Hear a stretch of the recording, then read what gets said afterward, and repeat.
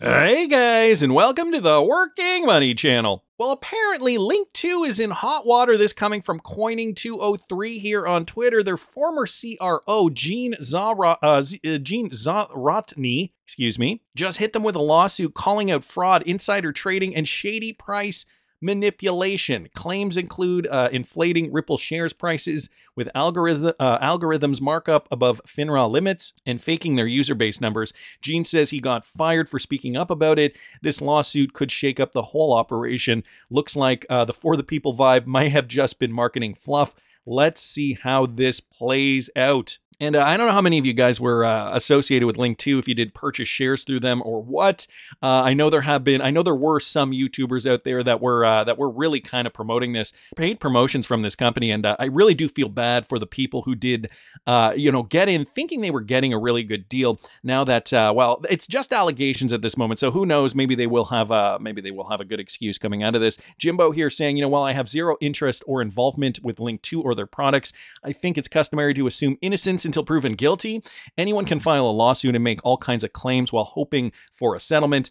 But Coining203 did respond here. I know some of their clients who complained to me about their price differences. So I just wanted to let you guys know, me, Working Money Channel, I have never been approached by Link 2. I've never taken 1 cent from Link 2 to promote anything. I am very, very careful on who I do do partnerships with. It has only been, I think I can count them on one hand.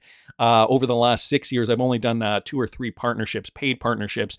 And generally speaking, I don't really like doing them unless I really actually do like and use the product. So there you guys go. Link 2, an update there. I told you guys I would bring you any kind of updates on the Link 2 situation if they did occur. So wanted to thank Coining203 just for bringing that to our attention. Maybe there will be more stringent guidelines when it comes to this kind of thing when we do see a new chairman at the SEC. U.S. Congress Representative Mike Flood did visit Mornings with Maria on Fox Business. He was talking about the SEC and how it will look after Chairman Gary Gensler steps back. Guys, he's basically saying that Gensler has put America back about 20 years. That's not good considering, well, how far ahead other countries are when it comes to something like cryptocurrency adoption. Listen to this. I love what you're saying because you're making the rules clear. And I think the clarity end of this was one of the issues for this market to really be believed, because people weren't sure who was running it, who was overseeing it, and what the rules were. And that was because the Biden administration just threw lots of climate change agenda rules at every single agency. Isn't that right? And corporations had to follow all of those new regulations. Well, they were busy with the environmental stuff, and right. Then this idea with digital assets that we're going to use enforcement actions. You don't even know what the law is, right? There's really nothing on some of these subjects, and suddenly you've got an SEC investigation shutting down markets. Gary Gensler set America back 20 years. We are nowhere near where we need to be in terms of the digital asset economy with stable coins. And it really, thank God President Trump is here, it's really going to unlock a new era for America and in fintech. And I know you want to be number one ahead of China. China also wants that role. Do you want to say anything about China and pushing back on some of the passage of a legislation to exclude U.S. sanctioned companies, Chinese companies, and their subsidiaries from having access to our capital markets? You've got plenty of Chinese stocks still trading on our exchanges, that some of which were sanctioned. Absolutely. When President Xi wakes up every single morning, his goal is to become the world's sole superpower by 2050. They want to destroy the American economy. I really believe that China is our biggest threat from a national security perspective. They want to get in bed with other countries. They want to get in bed with other communist regimes. It's time for America to lead here in digital assets. Otherwise, to your point, the Chinese will be the world's reserve currency on continents like Africa and emerging markets, and that's not in our interest. I'm going to leave it there. As you guys could hear, the music was ushering him kind of gently to stop talking. But you heard what he said, okay? Gary Gensler setting America back by 20 years. Obviously, we know Gary Gensler is stepping down now. That is super bullish for cryptocurrencies like XRP, utility coins especially, but for the entire crypto market as a whole. We've even got Bloomberg guys reporting something that Charles Gasparino and Eleanor Turret have been saying for the last 2 weeks. This courtesy of Eleanor Turret, by the way, that former SEC Commissioner Paul Atkins is being considered to succeed Gary Gensler. So this is, I guess these are no longer rumors. Eleanor Turret with more confirmation that this could be the case, and now mainstream media also picking up on this. Well, nothing is final until we hear it from the real Donald Trump himself. Atkins is certainly the current favorite among the people at Mar-a-Lago who have Trump's ear, we hear. Atkins' biggest appeal is that he possesses a deep understanding of the inner workings of the agency as both a former commissioner under George W. Bush and a staffer under 2 prior SEC chairs. So that is interesting. He's also pro-crypto, but perhaps more importantly, he's got policy chops in other areas of the $100 trillion securities market the SEC has oversight of. He is seen of being capable of establishing a pro-innovation agenda while returning the agency to the so-called gold standard many in the Republican Party feel was lost under Gensler. Now that most of Trump's cabinet picks have been announced, the transition team is turning its attention to filling federal agency positions, but unclear when exactly those announcements will come. Could be any day now. So we are waiting, guys. The crypto media outlets have been also talking about this. Michael Branch bringing this to our attention. So Paul Atkins is now reportedly the top contender to lead the SEC under President Trump. Sources close to Trump's team suggest Atkins, a former Republican SEC commissioner under George W. Bush, could be up for the position. He has a crypto-friendly take, as I mentioned from the Eleanor Turret tweet. Outgoing SEC chairman Gary Gensler, who will step down in January, faces criticism for his aggressive regulatory stance, as we know. Also, he did not really address the FTX collapse in a way that we thought he should have. And, you know, there are other reasons for that.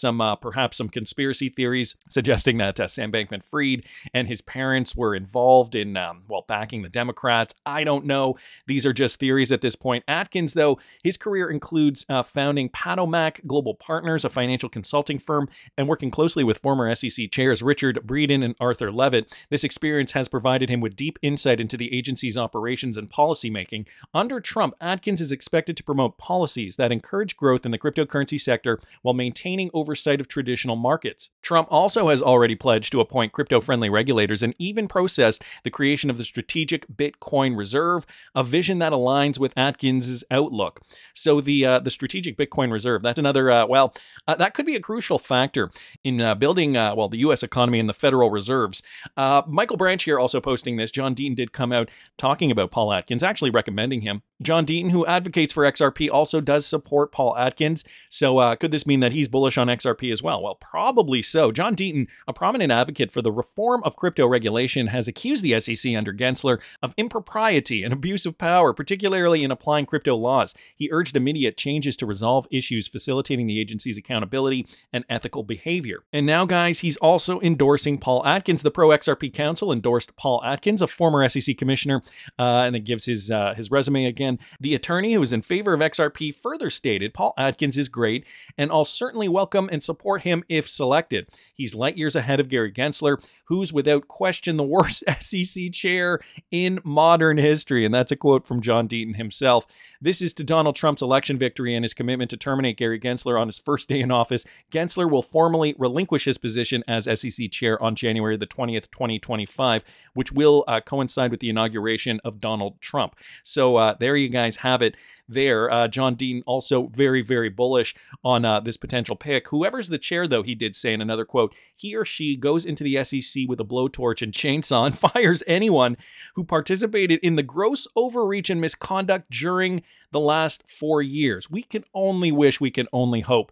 Hopefully this is the case. Hopefully, we are going to get a very positive pro-cryptocurrency SEC chair at the helm this time around. Luckily, that is where all indications are pointing. I think it's pretty confident. We could probably wager on that.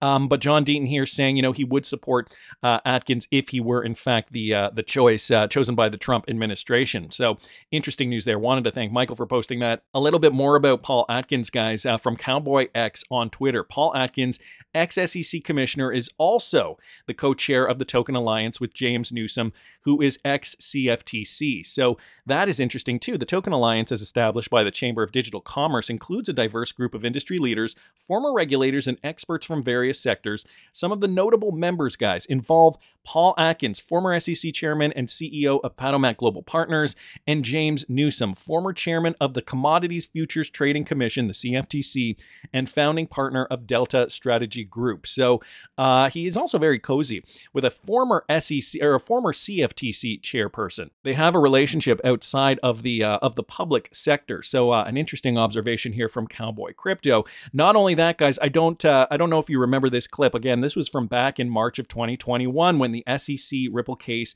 was still making huge headlines within the crypto news space. Chad Steingraber here posting this. This is Paul Atkins possibly replacing Gary Gensler of the SEC. And here's what he said about the Ripple SEC case in particular. Listen to this. I mean, the SEC obviously worked long and hard on that complaint that they filed in court. It's a well-drafted complaint. I think there are problems with it and fallacies in their argument. But ultimately, the courts will decide this. And I guess it's possible that an incoming chairman, looks like it'll be Gary Gensler, I guess he could withdraw the lawsuit, which has happened at some other agencies with the incoming administration with respect to other issues and other lawsuits. I don't know that that's likely to happen, but that's a possibility. But if not, the courts will adjudicate this issue. And ultimately, it may well go to the Supreme Court. This was actually before Gary Gensler was sworn in as commissioner back in April of 2021. Again, this clip was from March 10th, 2021 here, courtesy of Poet Base ETH on Twitter.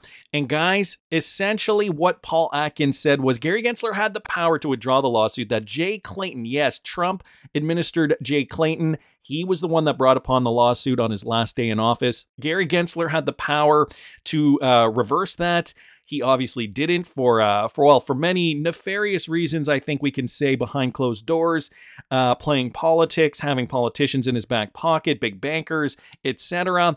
This has backfired miserably for the Democrats and for Gary. But I think, again, Paul Atkins talking about this, discussing the fact that he could do it if he wanted to. He did actually say, though, that he didn't think he was going to. I think Atkins does have a good head on his shoulders when it comes to crypto policy, and obviously when it comes to the Ripple SEC lawsuit. This just means more tailwinds. A bullish landscape for XRP and other utility coins in the coming months. Moving into 2025, hopefully we do see that real-world adoption take place. For more information on what I'm doing this bull run, you can follow me at patreon.com/WorkyMoneyChannel. It is only $5 a month right now. That price is going to be going up, though, guys. If you do get in now at the $5 price point, I'm not changing that price on you. So sign up now if you're interested in seeing what I'm doing this bull run. Again, I think 2025, that euphoria year, could look very, very different than previous euphoria years because of the possibility of real-world utility and cryptocurrencies, but that's just my opinion. I want to hear what you guys think. Please subscribe to the channel if you haven't already. Like the video if you like the content I'm providing. I always love hearing your comments. See you in the next one, guys.